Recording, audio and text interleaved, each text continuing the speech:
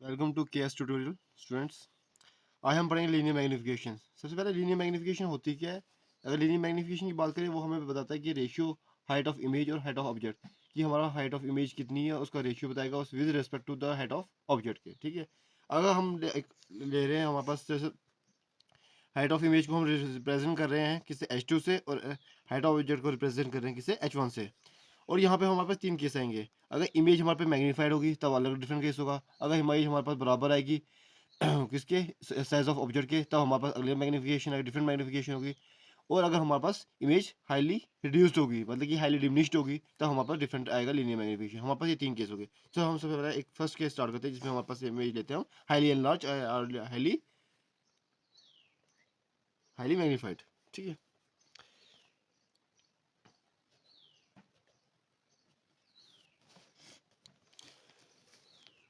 Highly magnified image होगी इससे कि आपको क्या पता चलता है कि जो हमारी इमेज है वो हमारे पर बड़ी किससे है, ऑब्जेक्ट की इमेज से, ऑब्जेक्ट के साइज से, मतलब H2 is greater than H1। क्योंकि मैंने H2 को रिप्रेजेंट किया किससे, हाइट ऑफ इमेज से, और H1 को रिप्रेजेंट किया हाइट ऑफ ऑब्जेक्ट से। तो हमारे पास जो रेशियो आएगा वो हमेशा 1 से बड़ा आएगा या 1 से छोटा आएगा, क्या लगता है आपको।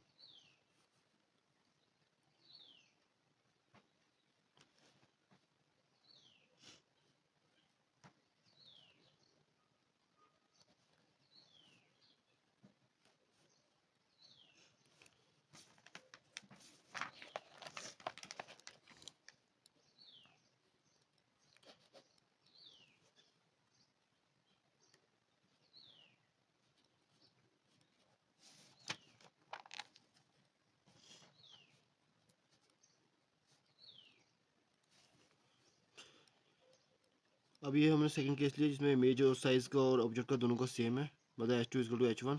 तो हमारे पास क्या होगा, linear magnification M equal to H2 upon H1 that is equal to 1। मतलब दोनों का सेम रेशियो में, अगर 1 सपोज करो H2 हमारे पास 4 होगा तो H1 भी हमारे पास 4 होगा, तो हमारे पास जो रेशियो आएगा 1:1 का आएगा, मतलब कि ये हमारे पास क्या होगा, लीनियर मैग्नीफिकेशन जाएगी 1। अगर हम नेक्स्ट केस लेंगे, हम केस थर्ड जिसमें हमारे पास क्या होगा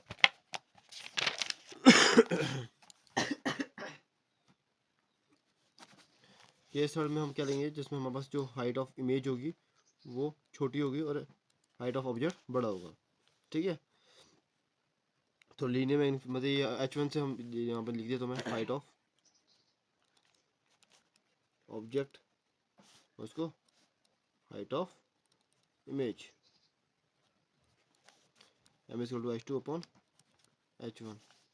अभी हमारे पास अगर हाइट ऑफ इमेज जो छोटी है, हाइट ऑफ इमेज छोटी है और हमारे पास हाइट ऑफ ऑब्जेक्ट बड़ी है, तो हमारे पास रेशियो क्या होगा, हमेशा 1 से छोटा आएगा।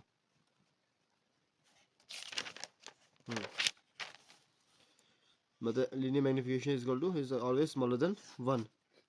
कुछ भी होती है 0.1 0.9 0. समथिंग कुछ भी होती है। और ये हम बताते हैं अगर हमारे पास दो डिफरेंट केसेस है और डिपेंड करता है अब हमारे पास जो नेचर ऑफ इमेज कैसा है। अब नेचर ऑफ इमेज हमने अभी तक दो पढ़े हैं।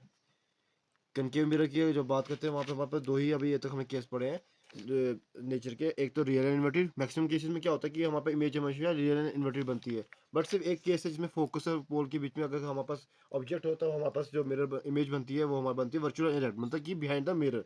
तो वहाँ पे हमारे पास डिफरेंट केस आएगा। अब हम ये मैग्नीफिकेशन निकालते हैं with respect to the nature of the image, हमारे पास नेचर ऑफ इमेज कैसा है।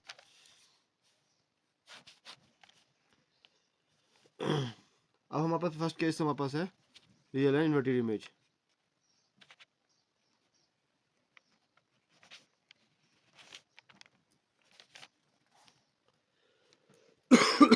अगर रियल इन्वर्टेड इमेज से हमें क्या पता चलता है कि इमेज हमारे पे हमेशा जो बन रही है, तो कि वो जो प्रिंसिपल एक्सिस से नीचे वाली साइड बन रही है, प्रिंसिपल एक्सिस से नीचे वाली साइड मतलब कि इन्वर्टेड है, तो हमेशा वहाँ पे क्या बनेगा, हमारे पास पॉजिटिव बनेगा नेगेटिव बनेगा, हमेशा नेगेटिव बनेगा। मतलब M equal to H2 upon H1 is equal to हमेशा नेगेटिव। और अगर सेकंड केस हमारे पास जो होगा वो होगा वर्चुअल और इरेक्ट का, वर्चुअल एंड इरेक्ट का, क्योंकि वो सेम साइड है कि अगर ऑब्जेक्ट ऊपर वाली साइड है तो हमारे पास जो इमेज बन रही है वो भी ऊपर वाली साइड बन रही है, तभी हमारे पास क्या हुआ बनेगी, अगर उसमें लीनियर मैग्नीफिकेशन हमेशा पॉजिटिव बनेगी। ठीक है, और अगर हम इसको ऐसे लिख भी सकते हैं क्योंकि हम जो साइज ऑफ इमेज होता है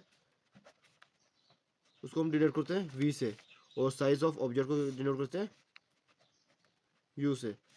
और हम इसको लिख सकते हैं ऐसे V अपॉन यू।